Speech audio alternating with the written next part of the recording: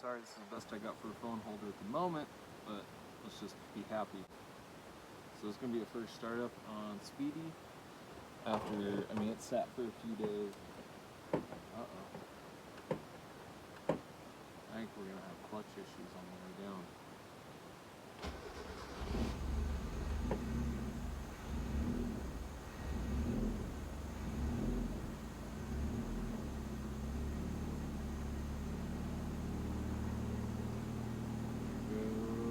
Warm up.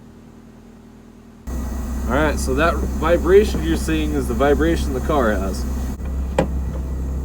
Yep, we're losing clutch as I speak. We definitely have a clutch leak. And the annoying part is I'm pretty sure it's inside. Oh well, we're just gonna go around the block real quick and then we'll bring it right back. We do it without scraping. Woohoo!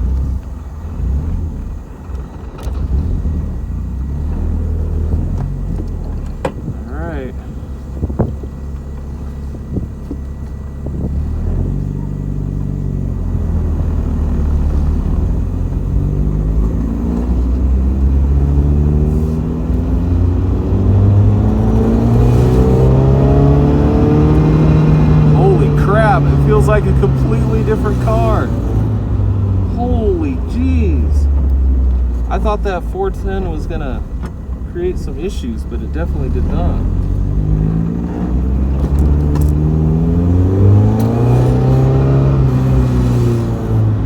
Not at all. It's running just fine.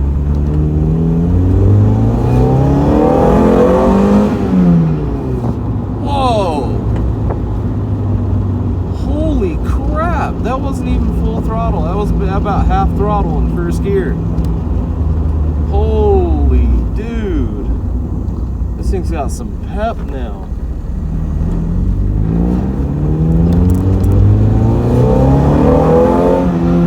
And it sounds good. Holy crap.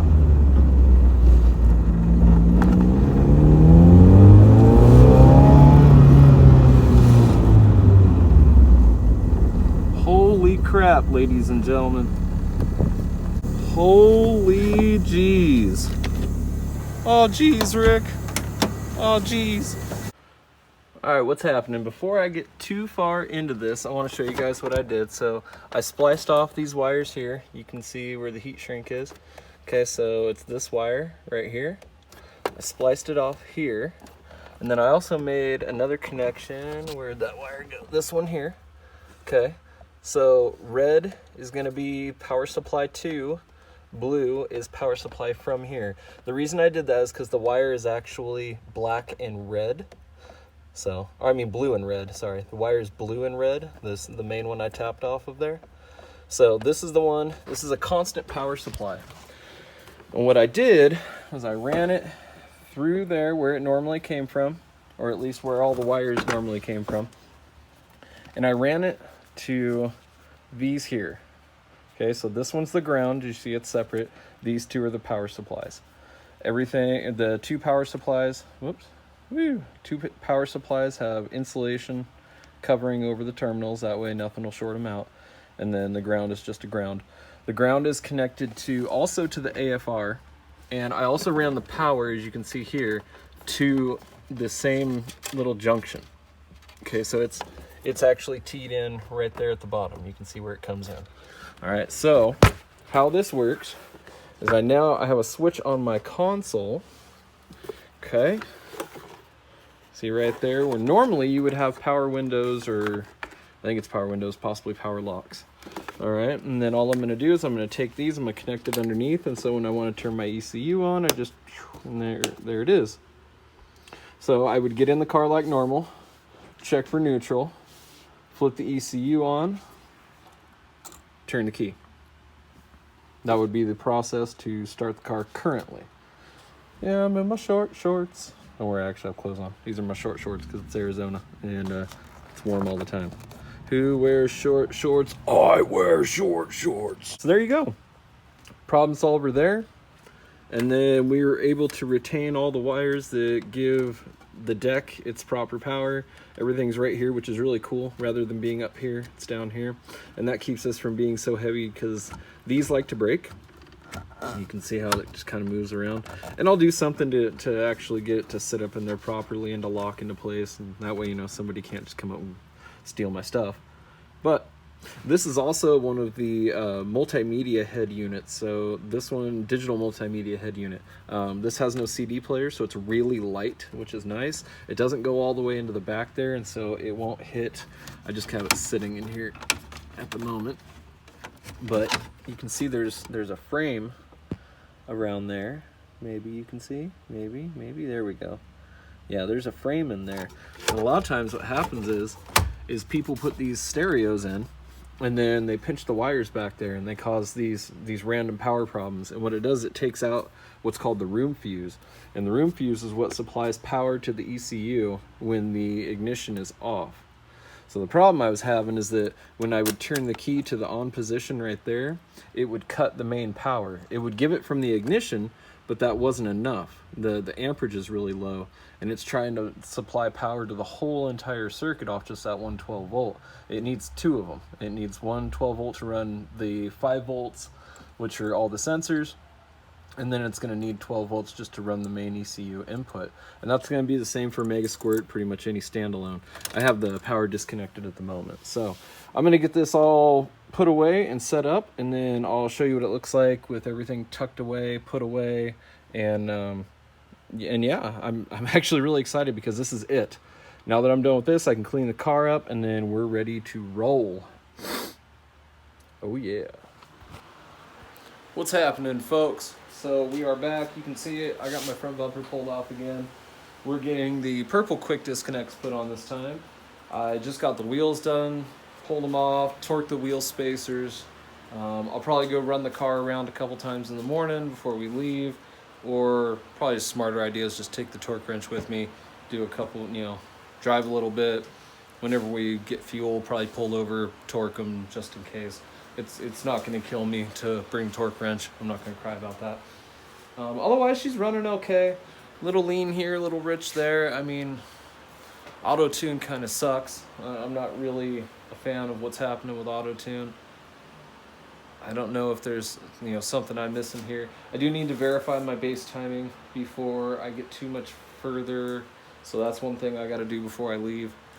Is just make sure, you know, we verify that whatever the fixed timing is for the motor. It's not always 10. Everybody thinks it's 10. It's not always 10.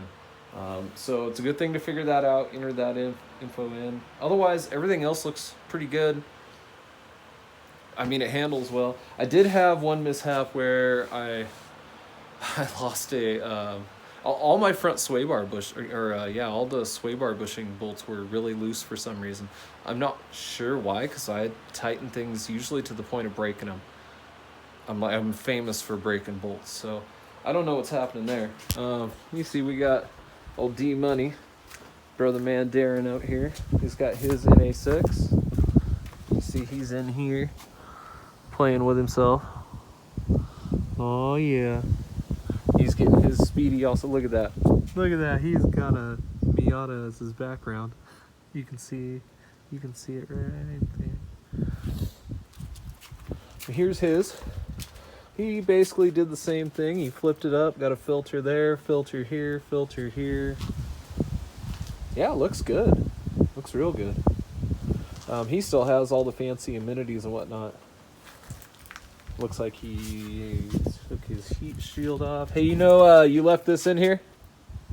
I was looking for that. Here you go. That would have sucked if it ran under the car.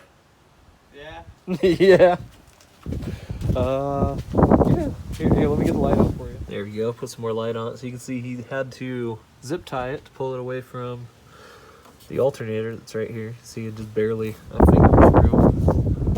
He looped this guy here, and then yeah, he's got all the same stuff I do. He's got his fancy new radiator I gave him for his birthday. Ew, shout out to me. He's got his stock fans that we put on there. Man, this wind has been ridiculous all day. It's been ridiculous. Green turned out to be was actually quite surprised. And this is just 24 hours later. So, yeah. Whoop, there it is. I think it looks good. Sorry about the fan noise. Other than that, I don't really have anything else for you. We're gonna be jamming out here about 0500, 5 o'clock for those not in the military. Yeah, I just need to check the rear wheels, check the rear sway bar, check all the bolts. After that, I'm gonna check all the bolts and make sure that the diff bushings bolts are nice and tight. I feel like I probably should have used Loctite on them. We'll figure out if that was a mistake or not. Nothing said to use Loctite, and it didn't appear that they came from the factory with Loctite on them. So I don't know. I mean, I only put 25 miles on it and beat the hell out of it, and all those front bolts were loose. So I don't know. I'll probably just bring, the essential tools with me, crawl up under there and make sure that everything's good a couple miles down the road, and then we'll go from there. So thanks for tuning in. This is Monkey Wrenching, D-Money, Monkey Mike. We're going to be heading out here soon. Laguna Seca or bust. Peace. Oh, by the way, I forgot to show you guys. So here's what I did. This actually turns on the ECU. Check that out. No key, no nothing. Don't mind that clicky noise. And see, it only primes the fuel pump with the key. But otherwise, yeah, that's how we do that. Nice and clean. There's no wires anywhere. Beautiful. Beautiful. Huh? So I get my bitch ass home so I can get my bitch ass sleep. Get your bitch ass sleep. Well, because your bitch ass don't sleep, but my bitch ass does. Yeah, I'm like a natural tweaker. Alright, I'll be here 4:30. Oh, 4:30 it is, sir. And I told Laura I'm leaving really fucking early. And I'm not gonna get much sleep. I still gotta pack. That's the way of the race car life, bro. We don't sleep. Am I being recorded? Yep. Well, to make it legal. Yeah. This is a pre-voyage. Alright. We don't really have anything else to offer at the moment, so thanks for tuning in, and we'll see y'all tomorrow.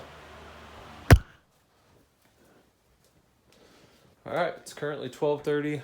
Gotta be up at 4:30 to leave. I'm tired, I'm beat. But the car is as ready as it's gonna get. Besides, I need to check the torque on the back.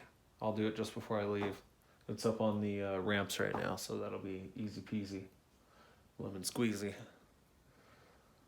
And, yeah, I don't know. We'll see you here in a couple hours.